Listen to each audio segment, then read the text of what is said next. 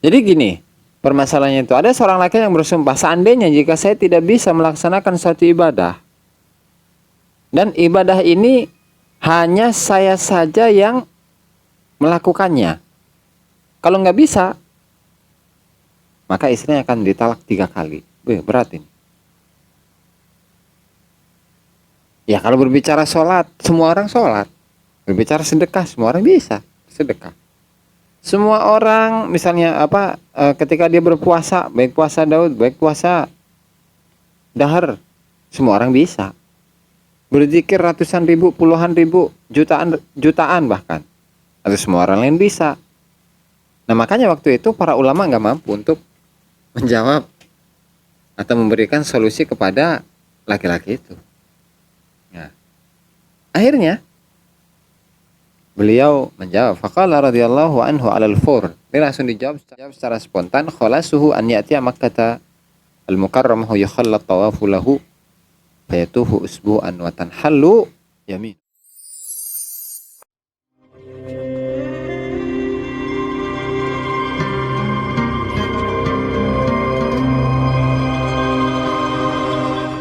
Alhamdulillah salatu wassalamu ala Rasulillah Muhammad ibn Abdullah wa ala alihi washabihi wa la haula wa la quwata illa billah. Nawana ta'allamu ta'liman wa fil intifadh dzakru tadhkir wal ifadata wal istifada wal hasalata masuk bi kitabillah wa sunnati rasulih wa du'a ila al huda wa dalalata ala al khair tigha wajhihi wa qurbihi wa thawabihi subhanahu wa ta'ala rabbi shrah li sadri wa yassir li amri wahlul 'uqdatan min lisani yafqahu qawli. Amma ba'du, para pemirsa, para hadirin yang dirahmati Allah, mari kita lanjutkan pengajian kitab Syarah Manaqib Syekh Abdul Qadir Al-Jilani rahimahullahu taala karya Syekh Muhammad Nawawi Al-Bantani.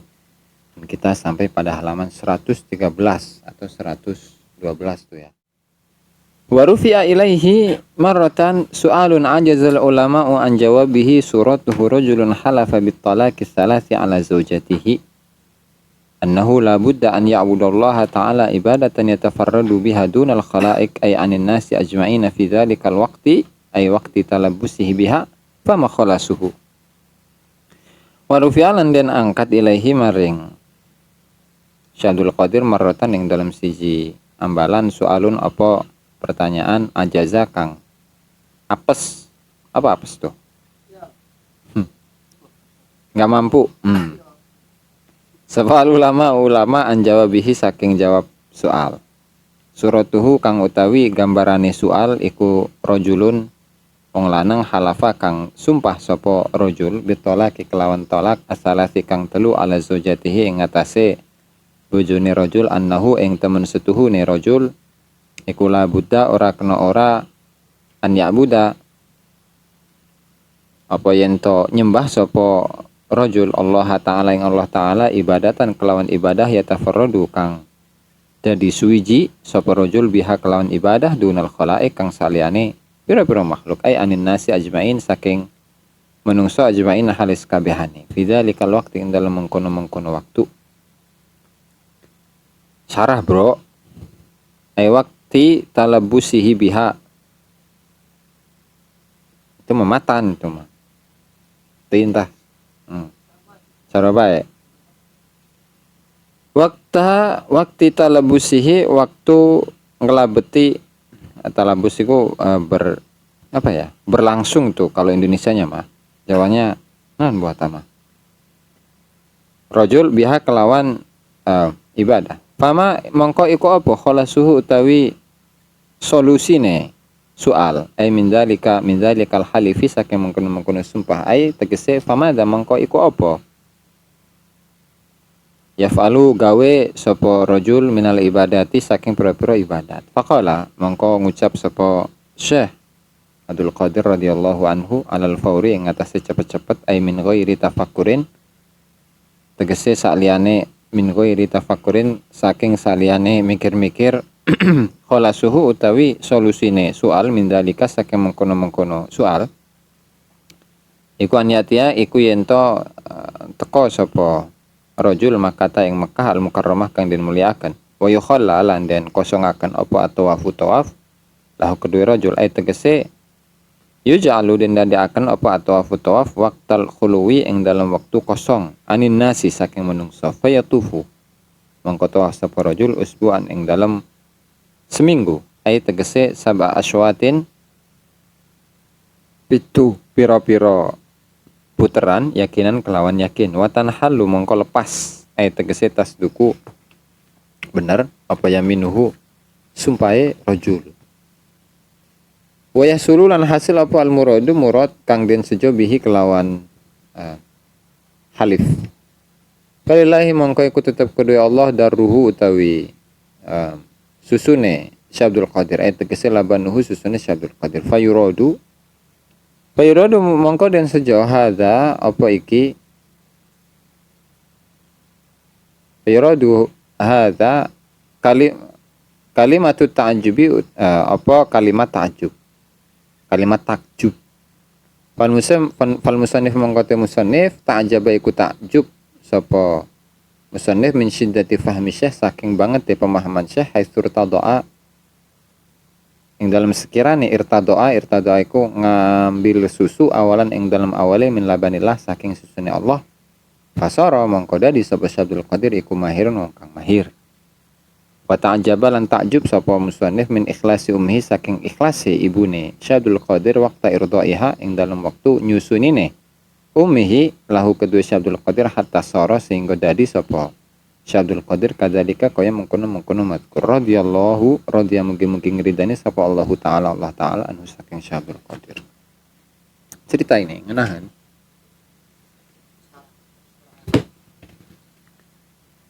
jadi pada pertemuan kali ini dalam pengajian Syarah Manaqib Syabdul Qadir Al-Jilani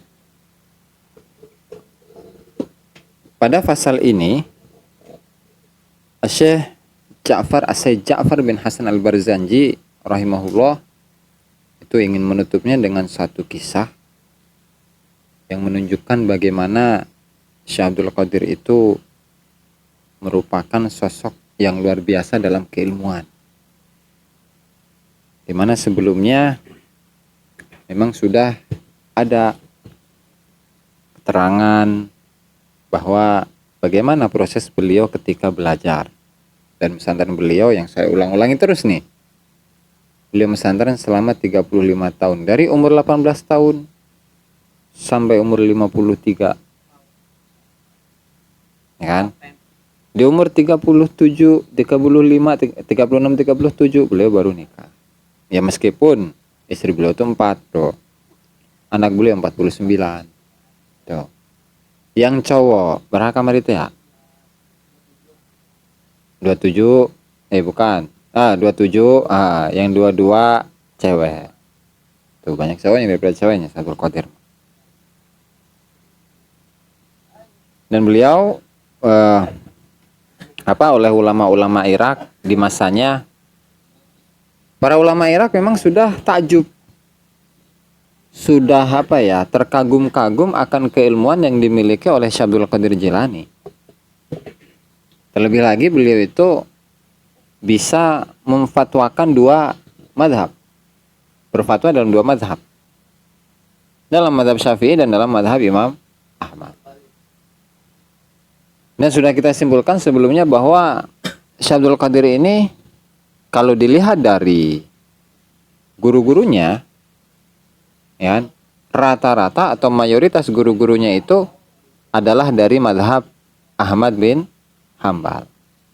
Dan untuk guru-gurunya dari mazhab Syafi'i saya belum ketemu. Ya kan? Dan itu Allahu a'lam lah siapa gurunya karena belum ketemu ya, keterbatasan kita itu mah. Ya bisa jadi Syabdul Qadir Jilani itu memang punya guru yang dari mazhab Syafi'i cuman gak terkenal atau gimana, walhasil saya sudah nyari belum ketemu gitu. Bukan berarti nggak ada, nggak punya guru yang mazhabnya Syafi'i, bukan berarti itu, bukan. Tetapi nggak ada informasi yang saya dapat, enggak sakit itu. Keterbatasan ilmu orang gitu. Intinya nama eta. Kemudian beliau berfatwa dalam 2 mazhab, ya, dan ketika beliau itu ditanya dalam sebuah permasalahan itu jawabnya langsung cok gitu tuh. Kayak 1+1=2 gitu tuh. Nah, tanpa pikir panjang. Itu tuh saking hebatnya beliau. Saking hebatnya Allah Subhanahu wa taala yang berikan ilmu kepada beliau aslinya sih. Nah, dalam kisah ini warufi'a ilaihi marratan su'alun ajazal ulama wa an jawabihi. Pada suatu hari beliau itu ditanya oleh seseorang di mana para ulama, banyak dari ulama-ulama Baghdad saat itu nggak mampu untuk menjawab pertanyaan itu. Bagaimana gambarannya? Ada rajulun halafa bitalaqis salas. Ada seorang laki-laki yang sumpah, ya, bahwa dia akan mentalak istrinya 3 kali talak, tapi dengan syarat dia itu harus bisa menyembah, beribadah kepada Allah Subhanahu wa taala dengan satu ibadah yang tidak bisa dilakukan oleh orang lain. Siapapun itu. Di waktu itu. Permasalahannya itu ada seorang laki yang bersumpah, seandainya jika saya tidak bisa melaksanakan satu ibadah dan ibadah ini hanya saya saja yang melakukannya, kalau nggak bisa maka istrinya akan ditalak 3 kali. Berat ini.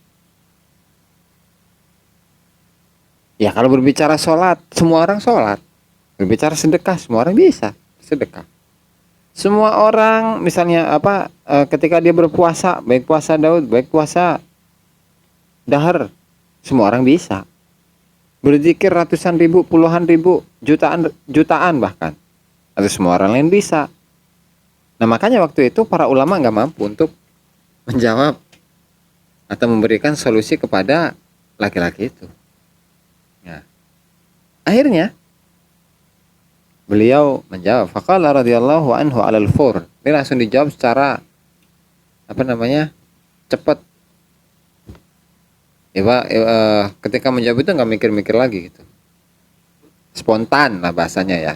Beliau menjawab secara spontan, khalasuhu an ya'tiya Makkah al-mukarramah yukhallat tawafu lahu fayatuhu usbu'an wa tanhallu yaminu. Itu doang. Udah, solusinya gampang. Dia suruh ke Mekah. Terus ke Masjidil Haram. Terus tempat yang buat tawaf itu dikosongkan dari semua orang. Itu zaman dulu masih sepi bro, nggak kayak sekarang. Sekarang mah nggak bakalan bisa, mual mustahil aja nama. Najan raja ge, najan presiden ge, tuh bisa mual, nggak bisa. Zaman dulu masih sepi bro. Udah gampang kata Syekh Abdul Qadir. Dia suruh datang ke Mekah, suruh tawaf, dan tempat untuk tawaf itu jangan sampai ada orang yang tawaf sama sekali. Dan dia tawaf 7 kali, udah beres, selesai. Istrinya nggak jadi ditalak 3 kali. Gitu doang. Sementara ulama-ulama zaman dulu di masanya nggak ada satupun dari mereka yang bisa memberikan jawaban. Kenapa? Ya tadi ketika berbicara sedekah berapapun gedenya, orang lain pun bisa. Ketika berpuasa sebanyak apapun puasanya, orang lain bisa. Zikir, sholat, sholawat, ya kan, dan sebagainya bisa orang lain mah. Tuh kan, makanya udah nyerah ulama-ulama itu. Ya akhirnya sampailah ke Syekh Abdul Qadir dijawab dengan jawaban tadi. Gitu. Nah, makanya setelah itu walillahi durruhu. Betapa hebatnya Syekh Abdul Qadir ini. Jadi lillahi darruhu. Darun itu artinya darun ya, pakai tasdid. Itu artinya adalah susu. Ya maksudnya ini adalah kalimat yang biasa dipakai orang Arab untuk menunjukkan takjub. Betapa hebatnya Syekh Abdul Qadir. Makanya musannifu ta'ajjaba min syiddati fahmi syekh surtada'a awalan min labanillah. Musannif itu takjub dengan pemahaman yang dimiliki oleh Syekh Abdul Qadir Jilani, di mana Syekh Abdul Qadir Jilani itu diberi minum susu oleh Allah Ta'ala. Maksudnya ya ilmu laduni tadi tuh. Ya karena yang namanya orang yang ahli ma'rifat itu seperti yang saya katakan tadi, seperti yang disampaikan dalam pengajian Syarah Hikam, bahwasanya orang yang ahli ma'rifat itu tadi wa futiha lahu abwabul fuhum, wa futihat lahu abwabul fuhum. Kan? Wattasa'at alaihim dairatu arzaqil ulum. Dan keilmuan mereka ya akan diluaskan oleh Allah Ta'ala sehingga menjawab apapun, untuk menjawab pertanyaan apapun yang disodorkan kepada mereka gampang. Gitu bro. Nah makanya kalau orang-orang yang ahli ma'rifat itu seperti itu. Mereka dikasih ilmu oleh Allah Ta'ala. Bagaimana caranya itu tanya aja sama orang ahli ma'rifat. Gimana caranya? Dan tariqah itu ya hanya sekedar apa? Yang namanya tariq kan artinya jalan. Ya katakanlah sekedar apa ya? La ilaha illallah Rasulullah. Sekedar materi, dimana dengan materi ini ya kita aplikasikan ke dalam kehidupan sehari-hari sehingga kita berharap, kita berdoa kepada Allah Subhanahu wa Ta'ala, ya mudah-mudahan semua penyakit yang ada dalam diri kita itu bisa dihilangkan oleh Allah Ta'ala, dibersihkan oleh Allah Subhanahu wa Ta'ala. Gitu. Oleh karenanya dalam kitab yang lain, Syekh Abdul Qadir Al-Jilani di sini nih di kitab Al-Fathur Rabbani, untuk cetakan ini di halaman berapa ya? 131. Majelis 40, majelis ke-40. Nah ini seperti yang saya ceritakan nih. Qala radhiyallahu anhu yaumal ahad bukratan birribat rabi'a asyara Rajab sanata 45 wa 500. Nah ini ditulis nih. Muridnya itu seperti itu. Jadi muridnya beliau menulis keterangan beliau, penjelasan beliau, ceramah beliau lah waktu di pengajian. Ini harinya ditulis yaumal ahad, hari Minggu. Bukratan, pagi. Berribat tadi di madrasahnya. Tanggal Rabi'a asyara Rajab. 14 Rajab. Sanata 45 wa 500 tahun 545 Hijriah.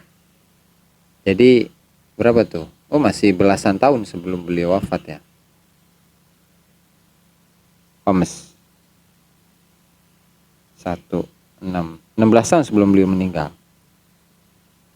Nabi sallallahu alaihi wasallam qala idza aradallahu bi'abdin khairan faqahahu fi dinihi wa bassarahu bi uyubi nafsihi.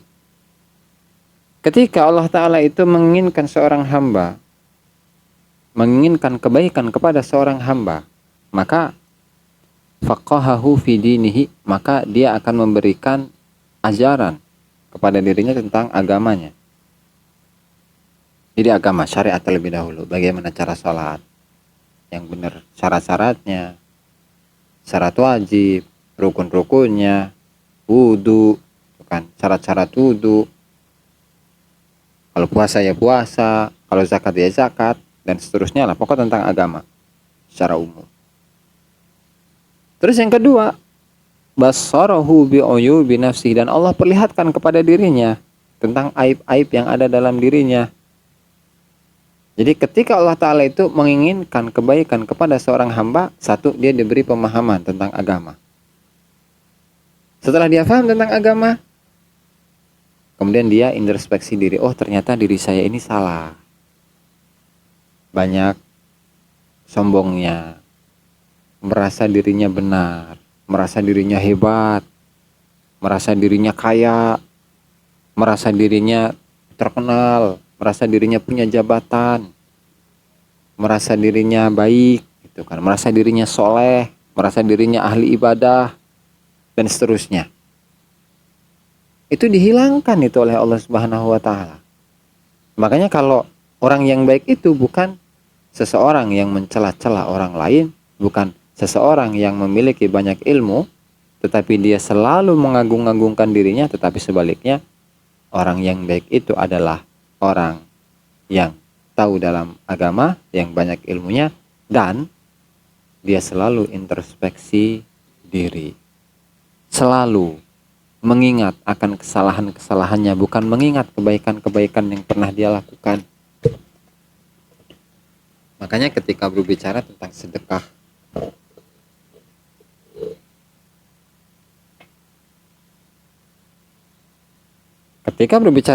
Allah Ta'ala itu melarang kepada kita, jangan sampai kita itu apa? Mengungkit-ungkit sedekah. Kamu ini harus muliakan saya. Soalnya kamu tiap hari saya kasih kopi. Tiap hari saya kasih rokok. Ya kan? Sementara dia nggak ingat. Allah Ta'ala itu sudah memberinya segala-galanya untuk dirinya. Diberinya nafas. Allah Ta'ala memberikan kita nafas. Memberikan kita kesehatan. Memberikan kita makan. Memberikan kita minum. Penglihatan. Pendengaran. Semuanya normal. Tapi kok kita itu tidak mau sadar bahwa semuanya itu dari Allah. Kok malah merasa bahwa semuanya itu oleh saya sendiri. Kopi saya yang bikin, saya yang beli. Rokok saya yang beli, dapat beli, saya mah. Bukan dari Allah. Orang yang seperti ini berarti bukanlah orang yang baik. Makanya kata beliau, Syekh Abdul Qadir Al-Jilani, al-fiqhu fid din sababun lima'rifatin nafsi. Pemahaman tentang agama itu merupakan sebab untuk bisa mengenal diri. Nah, oleh karena hal inilah yang salah satu pemicu, salah satu penyebab lah, dimana kita itu harus selalu menuntut ilmu dimanapun kita berada. Mau di tempat kerjaan kek, mau di sawah kek, mau di pasar, mau di pesantren, mau di mana, ya kita harus belajar terus. Kenapa? Khususnya tentang agama ya. Ya karena ketika kita itu sedikit mengenal tentang agama, ya otomatis setelah itu prosesnya adalah kita mengenali diri. Gitu, mengenali diri.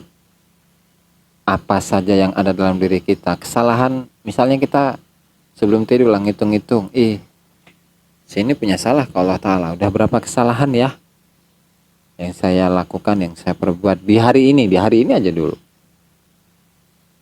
Kalau udah bisa ngitung itu udah hebat itu bro. Udah bisa ngitung itu udah hebat. Ya kan? Ketika dia sudah mengetahui dirinya, waman arafa nafsahu arafa rabbahu. Waman arafa rabbahu arafa kullal asya bihi. Ketika dia sudah mengenal dirinya dan dia berupaya untuk membersihkan semua penyakit-penyakit yang ada di dalam hatinya, ya nanti Allah Ta'ala akan membimbing dia untuk bisa kenal dengan Allah Subhanahu wa Ta'ala. Ketika dia sudah kenal dengan Allah Subhanahu wa Ta'ala, maka Allah perkenalkan semua makhluk-makhluknya kepada dirinya. Enak bro, orang yang sudah marifat mah. Ya kan? Gak perlu capek-capek. Gak perlu capek-capek. Cuman memang prosesnya yang gak mudah lah. Untuk kita lihat aja bagaimana perjalanan Syekh Abdul Qadir Al-Jilani. Ya kan? Apalagi di pengajian-pengajian sebelumnya itu. Batuk deh. Bagaimana beliau selama 35 tahun. Itu kan? Mengaji. Kemudian beliau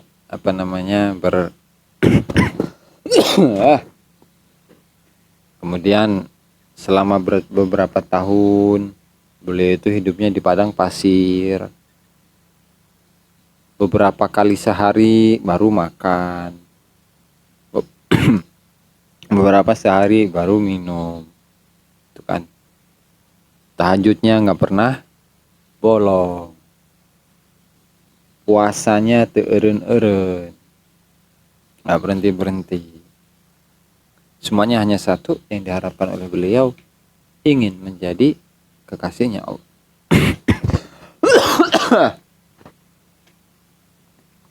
Bismillahirrahmanirrahim. Yang dipinginkan cuma satu, hanya ingin menjadi kekasih Allah Subhanahu wa Ta'ala. Nah, kita sebagai muridnya, itu mudah-mudahan di aku, karena ketika kita sudah ditalkinkan zikir dalam thariqahnya beliau, ya setidaknya kan kita secara tulisan, ya mudah-mudahan di aku kan oleh beliau. Tapi ya jangan cukup dengan tulisan, bro. Jamaah majelis zikir Ponpes Teken Al Mubarak nomor sekian, nama Rio non Romansyah nomor sekian, cuma tulisan doang. Zikir mah henteu, ngaji mah henteu. Atau secara logika aja, secara logika. Masa yang kayak gitu mau diaku sama muridnya Tuhan? Saya nggak pantas amat, malu amat saya Abdul Qadir punya murid kayak kita. Ya setidaknya kita seneng lah gitu. Kita senang dengan beliau, dan bukti dari senang itu apa? Ajaran-ajaran beliau kita ikuti. Kemudian apa namanya? Ya kayak ilmu-ilmu beliau yang beliau ajari itu ya kita kaji, kita amalkan. Ya seperti ini nih. Kata beliau kan al-fiqhu fiddin sababun lima arifatin nafsi. Memahami dalam agama, mendalami keagamaan, ilmu keagamaan, mendalami ilmu keagamaan itu merupakan sebab seseorang dapat mengenal dirinya. Ketika seseorang itu waman arafa nafsahu arafa rabbahu. Ketika seseorang itu sudah mengenal dirinya, maka dia mengenal Tuhan. Waman arafa rabbahu arafa kullal asya'i bihi. Ketika dia sudah mengenal Tuhannya, maka dia akan mengenal segala sesuatu apapun itu oleh Tuhannya. Dia akan diperkenalkan oleh Tuhan, diperkenalkan oleh Allah Subhanahu wa Ta'ala. Gitu, bro. Sehingga watasihhu lahul ubudiyatu watasihhu lahu al-ubudiyah wal itqu min ubudiyati ghairihi. Ketika dia sudah benar-benar kenal dengan Tuhannya, maka dia benar-benar menjadi hambanya Allah Subhanahu wa Ta'ala, dan dia merdeka dari penghambaan kepada selain Allah. Ya, soalnya ketika berbicara tentang penghambaan diri, dalam sebuah ayat kan apa? Wa ma khalaqtul jinna wal insa illa liya'budun. Tidaklah saya ciptakan manusia, kata Allah Ta'ala, jin dan manusia kecuali agar mereka beribadah gitu. Beribadah kepada diriku.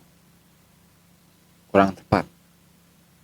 Supaya mereka menghambakan dirinya kepadaku.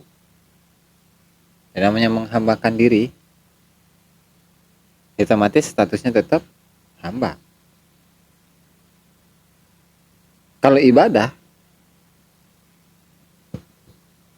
nggak semua manusia, bukan cuman orang Islam aja yang bisa ibadah.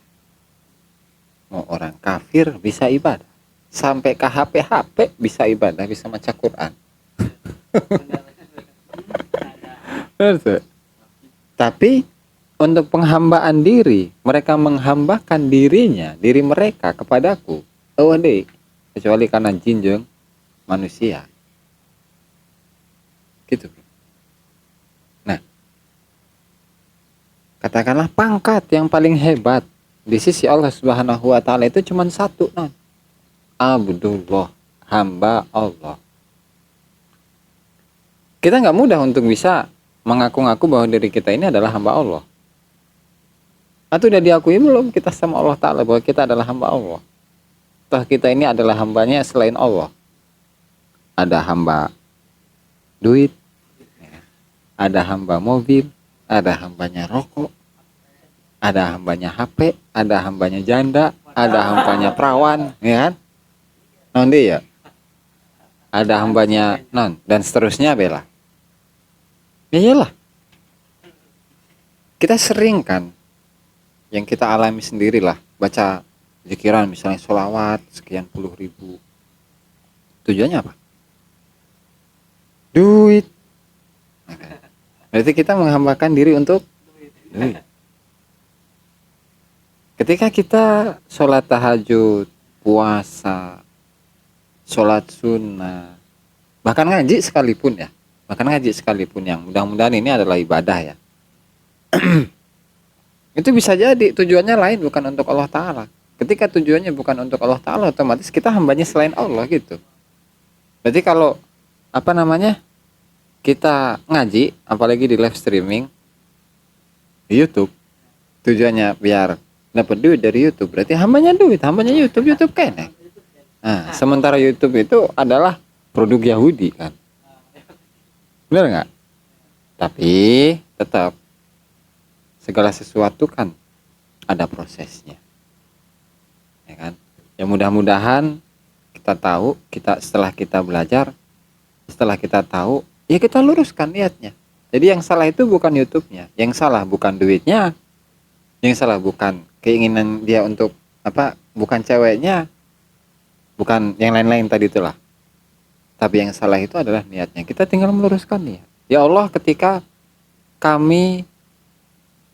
beramal, amal apapun itu yang tujuannya adalah untuk selain dirimu, maka bantulah kami ya Allah untuk meluruskan niat supaya tujuan kami hanya untuk kepadamu. Amin ya rabbal alamin. Itu ya.